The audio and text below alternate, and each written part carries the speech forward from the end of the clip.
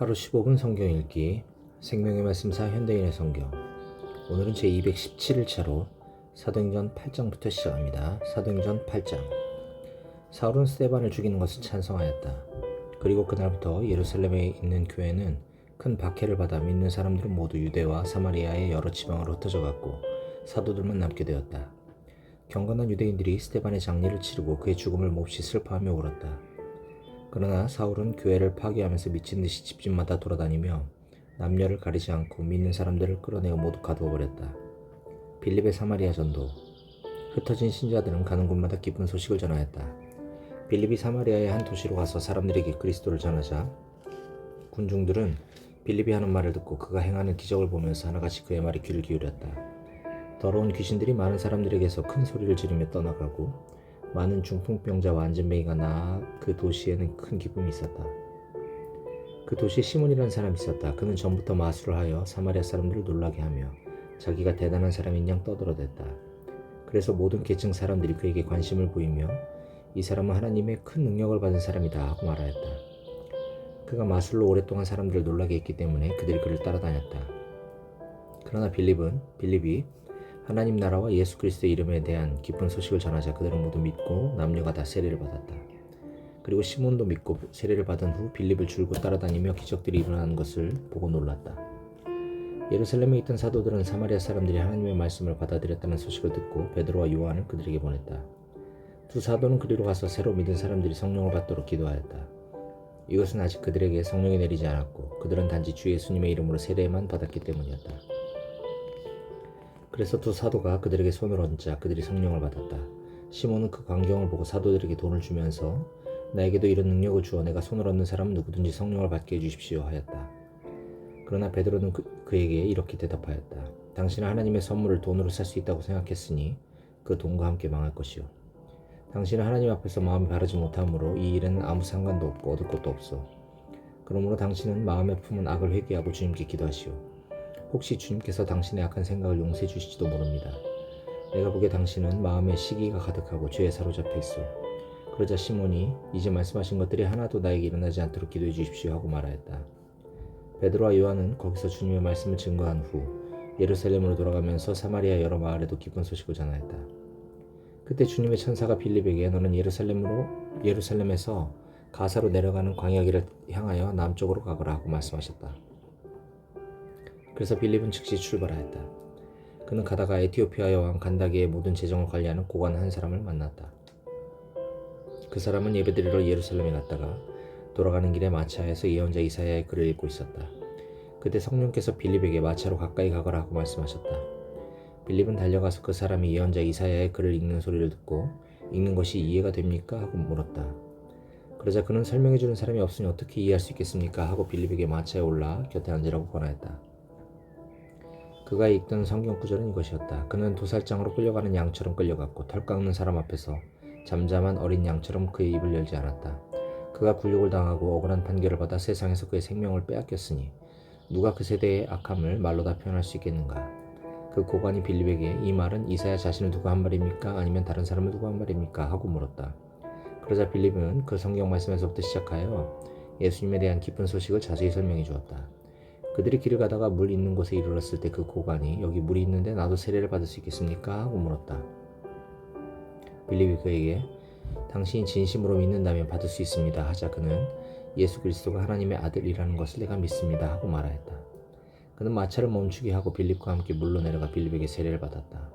두 사람이 물에서 올라올 때 성령께서 갑자기 빌립을 데려가셔서 그를 다시 볼 수 없게 되었으나 그 고관은 기뻐하면서 계속 길을 갔다.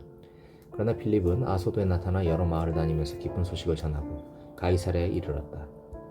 사도행전 9장. 사울의 계종. 한편 사울은 여전히 주님의 제자들을 위협하고 죽일 기세로 대제사장에게 가서 다마스커스의 여러 회당에 보낼 공문을 요구하였다.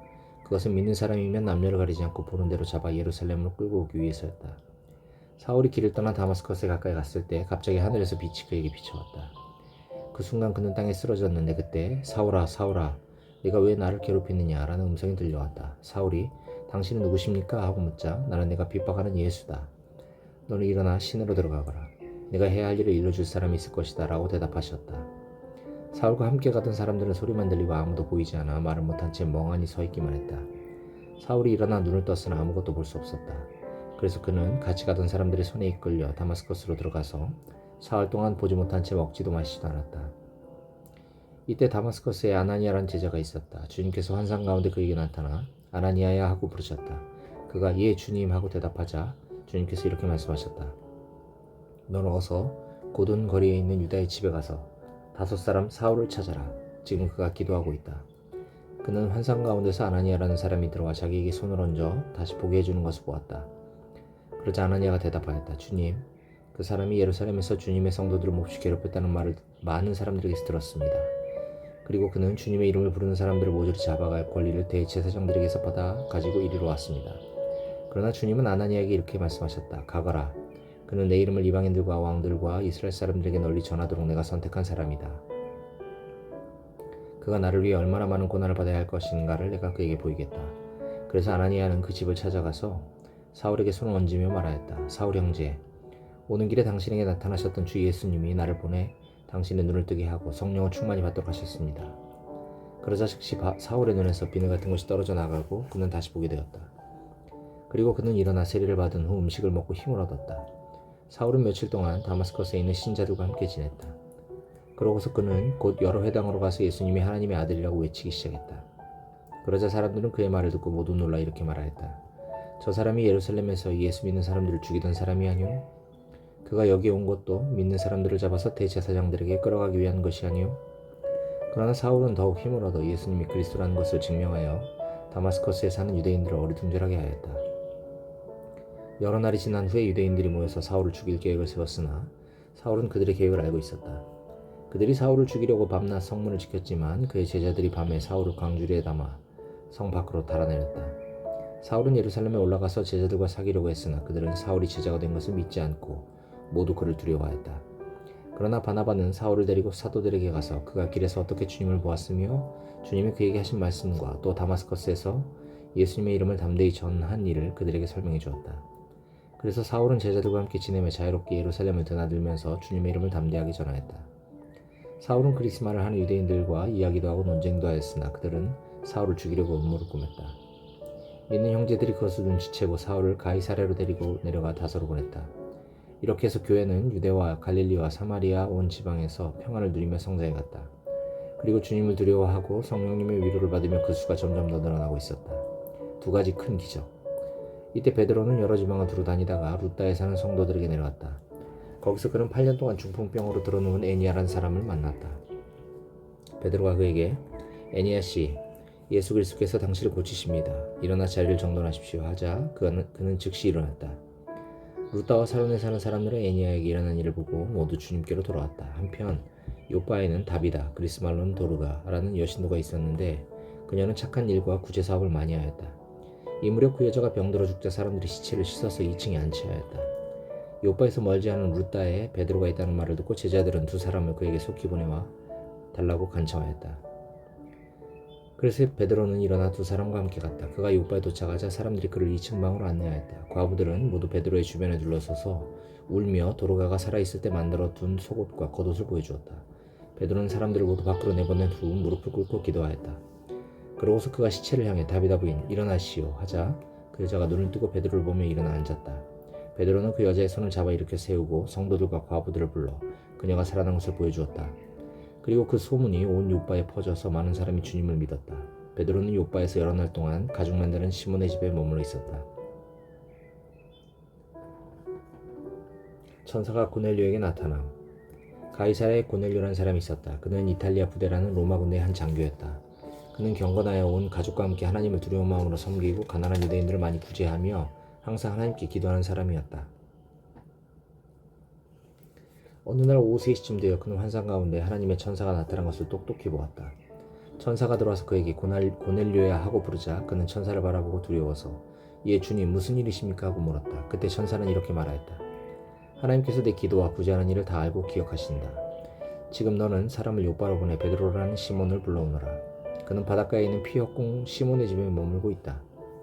천사가 이 말을 하고 떠나자 고넬료는 2 종과 경건한 부하 하나를 불러 모든 일을 설명해주고 그들을 요바로 보냈다. 이튿날 12시쯤 되어 그들이 요파 가까이 갔을 때 베드로는 기도하러 옥상으로 올라갔다. 그는 몹시 배가 고파 무엇을 좀 먹고 싶었는데 사람들이 음식을 준비하는 동안에 환상을 보게 되었다. 그는 하늘이 열리고 큰 보자기 같은 것이 네 귀가 메어져 땅에 내려오는 것을 보았다. 그 안에는 온갖 네 발 짐승과 땅에 기어다니는 것과 공중의 새들이 들어있었다. 그때 베드로야 일어나 잡아먹어라 하는 음성이 들려왔다. 그러나 베드로가 주님 그럴 수 없습니다. 저는 속되고 깨끗하지 않은 것은 한 번도 먹어본 적이 없습니다 하고 대답하자 하나님께서 깨끗하게 하신 것을 속되다고 하지 말아라 하는 두 번째 음성이 들려왔다. 이런 일이 세 번 있은 후에 보자기 같은 그 물건은 곧 하늘로 들려 올라갔다. 베드로가 이 환상이 무슨 뜻일까 하고 의아스럽게 생각하고 있을 때 마침 고넬료가 보낸 사람들이 시몬의 집을 찾아 문 밖에 서서 소리쳐 부르며 베드로라는 시몬이 있느냐고 물었다. 베드로가 아직 그 환상에 대해서 생각하고 있는데 성령께서 그에게 이렇게 말씀하셨다. 세 사람이 너를 찾고 있다. 내가 보낸 사람들이니 내려가 의심하지 말고 함께 가거라. 그래서 베드로는 내려가 그 사람들에게 내가 바로 당신들이 찾는 사람입니다. 그런데 무슨 일로 오셨습니까? 하고 물었다. 그러자 그들이 이렇게 대답하였다. 우리는 로마 군대의 장교 고넬료가 보내서 왔습니다. 그는 의롭고 하나님을 두려운 마음으로 섬기며 모든 유대인들에게 존경을 받는 사람입니다.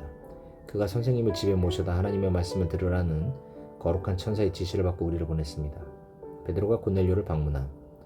베드로는 그들을 불러들여 하룻밤을 쉬게 하였다. 이튿날 베드로가 그들과 함께 가자 요빠의 신자 몇 사람도 따라 나섰다. 그 다음날 그들이 가이사랴에 도착했을 때 고넬료는 친척들과 가까운 친구들을 불러놓고 기다리고 있었다. 마침 베드로가 들어가자 고넬료는 그를 맞으며 그의 발 앞에 엎드려 경배하였다. 그러나 베드로는 그를 일으키며 일어나시오 나도 사람이요 하였다. 베드로는 고넬료와 이야기하면서 안으로 들어가 많은 사람들이 모여있는 것을 보고 그들에게 이렇게 말하였다. 여러분도 아시겠지만 유대인이 이방인과 사귀거나 찾아가는 것은 율법에 어긋나는 일입니다. 그러나 하나님께서는 어떤 사람이라도 속되거나 깨끗이 않다고 해서는 안 된다는 것을 내게 보여주셨습니다. 그래서 여러분이 나를 데리러 사람을 보냈을 때 내가 사양하지 않고 이렇게 왔습니다. 그런데 무슨 일로 나를 불렀습니까? 그러자 고넬료가 대답하였다. 4일 전 이맘때에 나는 집에서 오후 3시 기도를 하고 있었습니다. 그때 갑자기 빛나는 옷을 입은 한 사람이 내 앞에 나타나 이렇게 말했습니다. 고넬료야, 하나님께서 내 기도를 들으시고 내 구제하는 일을 기억하셨다. 그러니 너는 사람을 요바로 보내 베드로라는 시몬을 불러오너라. 그는 바닷가에 있는 피역공 시몬의 집에 머물고 있다. 그래서 내가 곧 선생님께 사람을 보냈는데 이렇게 와주셨으니 잘하셨습니다. 우리는 지금 하나님이 선생님에게 명령하신 모든 것을 들으려고 모두 하나님 앞에 나와 있습니다. 그러자 베드로가 말하기 시작했다. 하나님은 사람을 차별하지 않으시고 어느 민족이든지 하나님을 두려운 마음으로 섬기고 옳은 일을 하는 사람은 누구나 다 받아주신다는 것을 내가 분명히 깨달았습니다. 하나님께서는 예수 그리스도를 통하여 평화의 기쁜 소식을 이스라엘 사람들에게 전해주셨는데 이 예수님이 바로 모든 사람의 주님이십니다. 여러분은 요한이 세례를 전파한 후에 갈릴리에서 시작하여 유대 전역에서 일어난 일을 알고 있습니다. 하나님이 나사렛 예수님에게 성령과 능력을 기름 붓듯 하셔서 예수님은 사방으로 다니시면서 선한 일을 하시고 마귀에게 짓눌린 사람들을 모두 고치셨습니다.